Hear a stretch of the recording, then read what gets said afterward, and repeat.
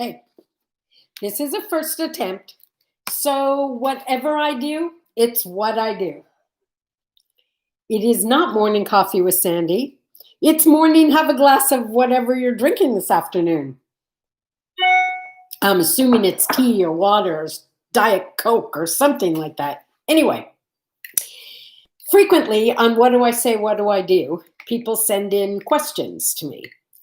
And it's a question of what do I say, what do I do in this particular case? And an interesting question came in last night, and one that I think affects so many of us today in the COVID times, and that is, how do I combat compassion fatigue? So first of all, I think we should explain what compassion fatigue is, although I think by the words you can probably get it. Because it's a physical and mental and emotional burnout and exhaustion. It's experienced specifically by those frontline workers, the ones who are under prolonged and continuous, intense exposure to people who are in stressful conditions and interacting with unhappy people, sick people, depressed people, upset people. And it's widely recognized to be a survival strategy that can go wrong. And it's a normal response to prolonged exposure to these extremely stressful conditions. And by the way, it's not just nurses and doctors and police who have compassion fatigue. It's those of you who are caregivers. That might mean that you're taking care of an elderly parent, a sick child, an invalid, a spouse, a neighbor, a friend, a relative, or it may just be that you're the kind of person that everybody depends on. So when anything is going wrong, you're the go-to guy. And after a while, sometimes it builds up and it builds up and it's just too much. I think the first thing you need to do is recognize that you're not alone. And when I go through some of the symptoms of compassion fatigue, I think most of you are going to go, oh, Lord, that's what I've got. Because it's irritability and inability to cope with any more pain or suffering, not just of your own, of anybody else's. And it's getting to the point where you're starting to blame them for their difficulties and you're running out of patience for them and for yourself. And then you feel guilty about that. You feel powerless because in a lot of cases, you are powerless. There's an emotional numbness that kind of takes over your body. And I think, by the way, that it's really important that you get to the place where you can recognize the danger signs and know, wait, this is not normal. I need to stop. I need to drink some water because I'm getting upset just thinking about it. Okay. Common symptoms of compassion fatigue. Chronic exhaustion, emotional, physical, or both. Are you tired all the time? Do you constantly want to just sit down or lay down or take a nap or give up? Reduced feelings of sympathy for others. Reduced feelings of empathy for others. And then you start feeling guilty about not feeling sympathy or empathy for others. Or maybe you're dreading work, whatever work looks like to you.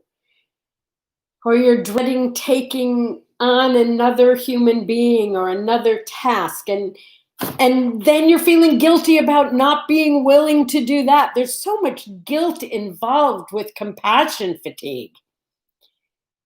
Perhaps you're feeling irritable or angry, or maybe even just anxiety. When I say just, I use the word just loosely. You know it's bad when you start blaming the people with problems for their problems. And then you don't feel good about that either. You're hypersensitive or you're totally insensitive. Perhaps you're feeling disillusioned with life in general, and that would not be unexplainable right now. Then there's those physical symptoms: headaches, trouble sleeping, stomach aches, constipation, diarrhea, weight loss or weight gain by overeating to calm yourself down, impaired decision making. It might even be stretching out into problems in your personal relationships. Poor balance between work and home, and a kind of diminished sense of fulfillment, like no matter what you do, it doesn't really matter and it's not enough anyway. So, take a good stiff drink of water or tea, decaffeinated, and let's talk about some of the practices to combat compassion fatigue. Number one, do what the person who called me last night did. Reach out and talk to somebody. Talk to someone who will support you, who will show up for you, be it family or friend or coworker, whenever possible. Speak it, share it, say it out loud, acknowledge what you're feeling. Share your worries and your frustrations with someone who will not judge you, but who will listen with their own degree of compassion.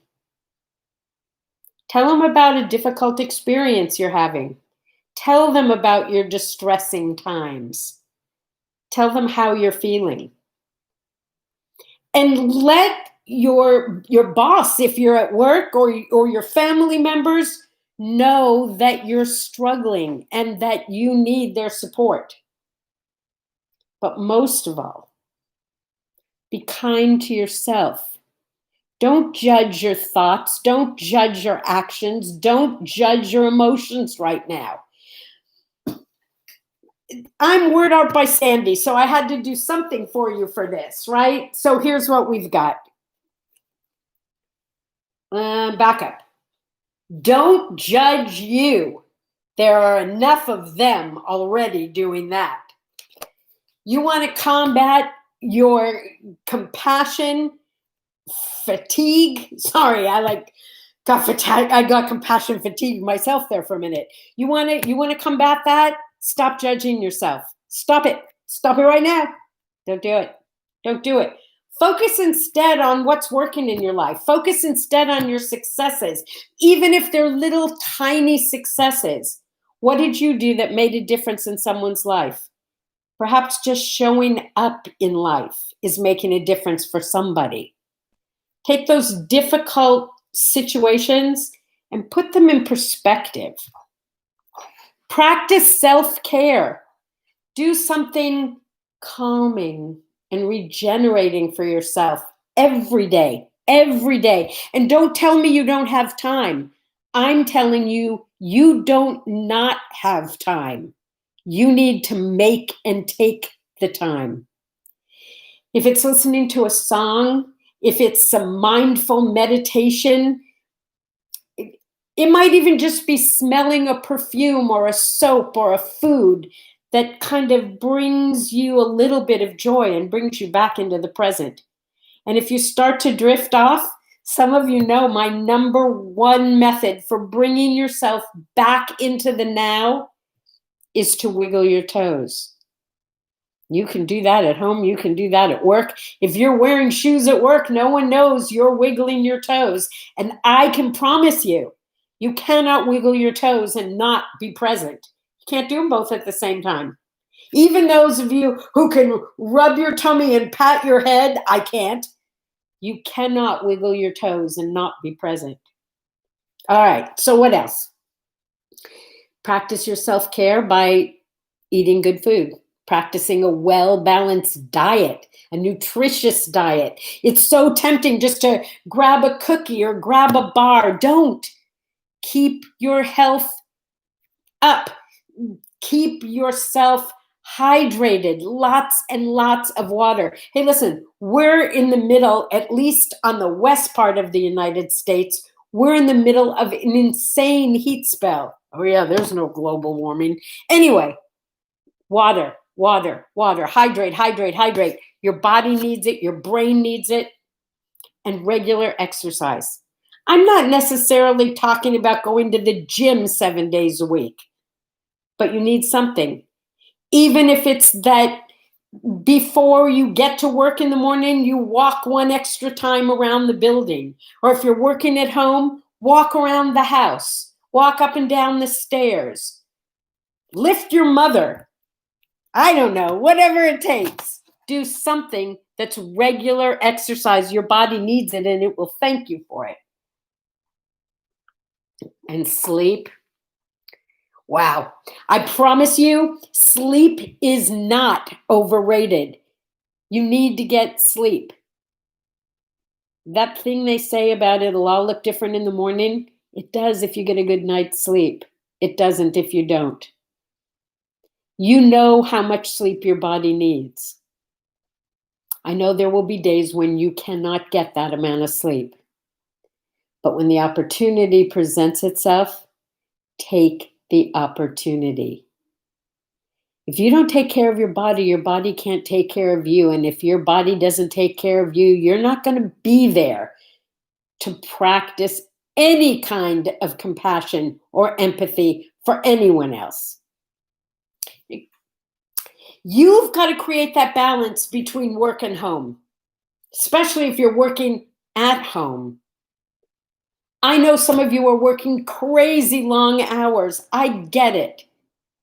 But you need to use those hours in a way that works for you. So there's a balance there. Honor your emotional needs. You know what you need. You know that you need to be appreciated. You need to be loved. Why does this make me want to cry? You need to be loved. You need to be appreciated. Find somebody in your life who will do that for you. Call them. And don't be afraid to say, you know what? I just need you to tell me how valuable I am in your life. Because right now, I don't feel valuable anywhere. And I can't keep doing this if I can't feel okay. I promise you. If you can't find somebody in your life, you call me and I will let you know. I will let you know because to me, you are important. You are valuable. This world would not be the same without you. We need you, and we need you in good shape. Set some boundaries for yourself. Set some emotional boundaries. Set some physical boundaries and stick to them. You can do this. You're your own best friend. You have to be. Okay, here's an idea. Do a little bit of mirror work. And I'm not saying hours. Put yourself right in front of the mirror, like right in front of the mirror. First few times, just stare at you. I'm not telling you it's going to be easy. For some of you, it'll be wildly confronting. Stare into your own eyes. Because when you stare into the eyes of another human being, you fall in love. You can't help it. Stare into your own eyes and fall in love. And then hang out there for a little while. And once you can look into your own eyes and fall in love, then it's time to start looking in that mirror at yourself and noticing other things that you like about yourself. And they don't have to be physical. You may like the way you laugh. You may like the way you always take a little extra step when you're in a hurry. Whatever that is, maybe you like the way you support other people. You need to recognize what's good about you. And if you have to, point it out to other people. Don't be afraid. You know the story about the guy who didn't vote for himself? He lost.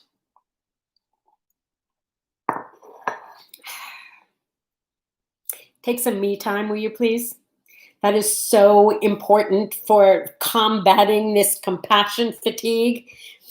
Keep a journal.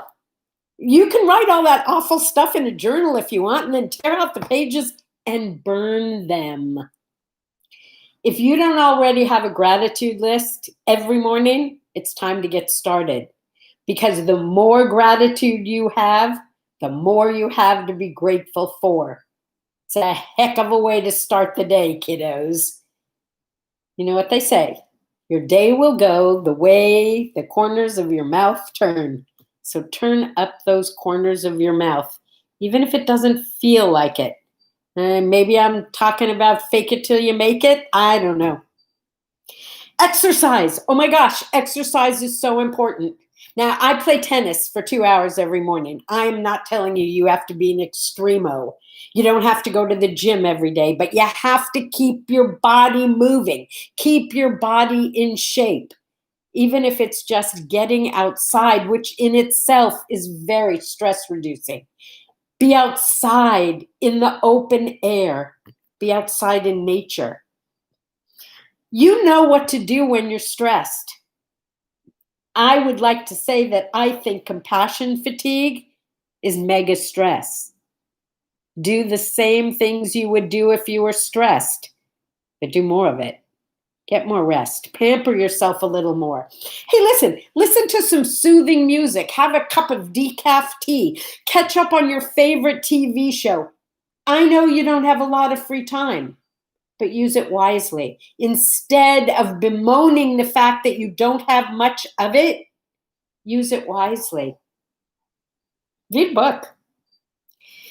Dance, even if it's by yourself, whatever the music is, get into it. Put on your favorite music, whether it's, like classical or jazz or mariachi. I don't care what it is. I don't care if you have a partner.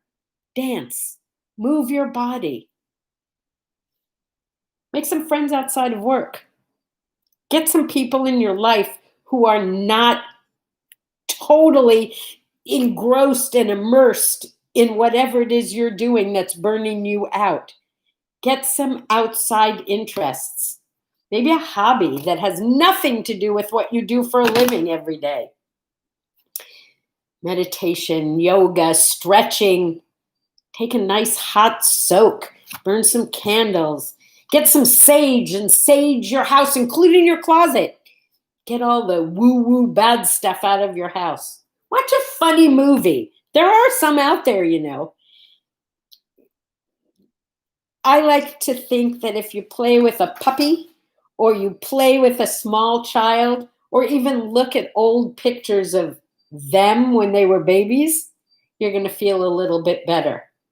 But most of what I can tell you is that you need, especially at work, to take regular breaks.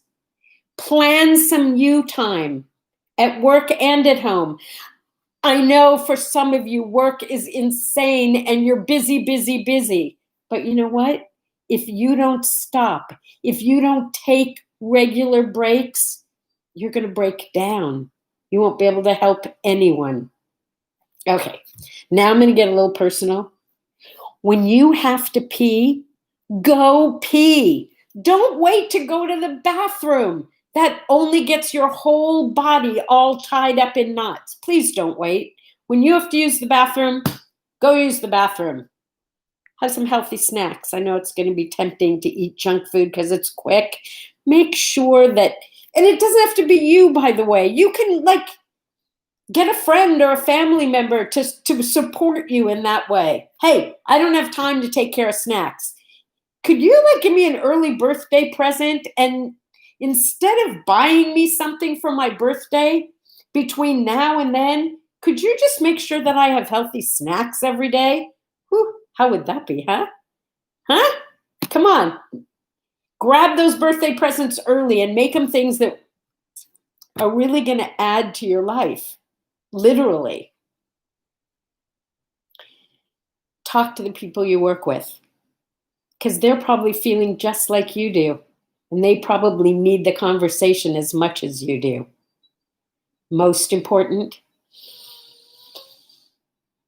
Breathe.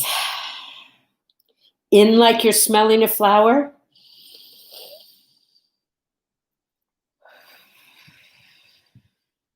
And out like the good old days when we were allowed to blow out candles on a birthday cake.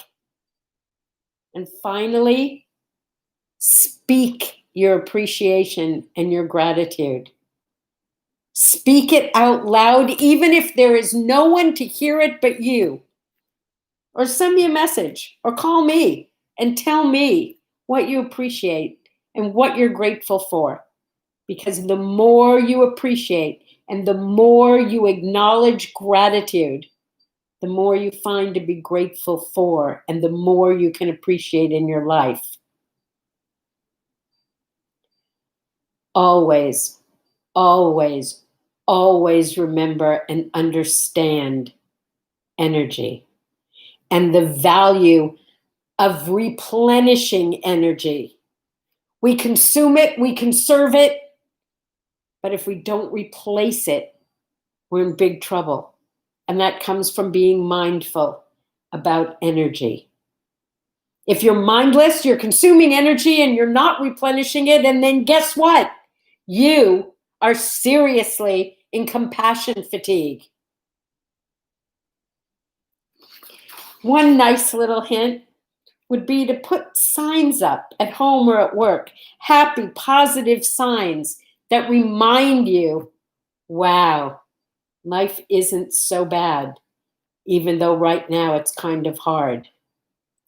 And sometimes you need to take a step back. Speaking personally now, many of you know that I have a 97-year-old mother who has dementia. Most of the time, I am the model daughter. I call her, we talk like this, where we can see each other's faces, but we don't talk. It's kind of like what's happening now. She can't have a conversation with me anymore, but she can listen. And she can make comments even if they have nothing to do with what I'm saying. And I can do everything on the planet to make her smile because nothing makes me happier than seeing her smile. But then there are those other days when she doesn't want to be here anymore. And she doesn't remember from second to second a conversation or a sentence that was said a moment ago. And those are the frustrating times. And those are the times when, without wanting to, I'm angry at her. How can you be like this? Why can't you do a simple thing? Why can't you understand? And I don't say those things, and I don't even act them out. I hold them all in. And then when I get off the phone, I do those things that I've been talking to you about. Sometimes I don't call the next day because I need a day to chill out and take care of me so that I don't suffer from compassion fatigue. I don't want to suffer from compassion fatigue, and neither do you. You do what you do because it's important to you. But if you don't also realize how important you have to be to you, you will be suffering from compassion fatigue. And where it will show up the most is in the way you take care of yourself. Okay, you know the old saying, there is a reason that the flight attendant tells you to put your mask on first. Because if you're not breathing, you can't save anyone else. And that, my friends, is how you handle compassion fatigue, by taking care of yourself and acknowledging that that's what you're going through. And don't judge you. Believe me, there are plenty of people out there who will do that for you. Take advantage of your friends, your family, the people who care about you. Ask them for early birthday presents and tell them how they can support you. I am here for you. I mean that sincerely. Text me. I will text you back. Message me. Call me. I am here for you. I love you. This was my first live streaming on YouTube. I don't even know if it worked. I'm going to find out now. But do me a favor, please, if you haven't already, subscribe to the channel and ask your friends to do the same. It's not a big deal for you, but it's a really big deal for me. Until next time, my friends, I'm ending the stream.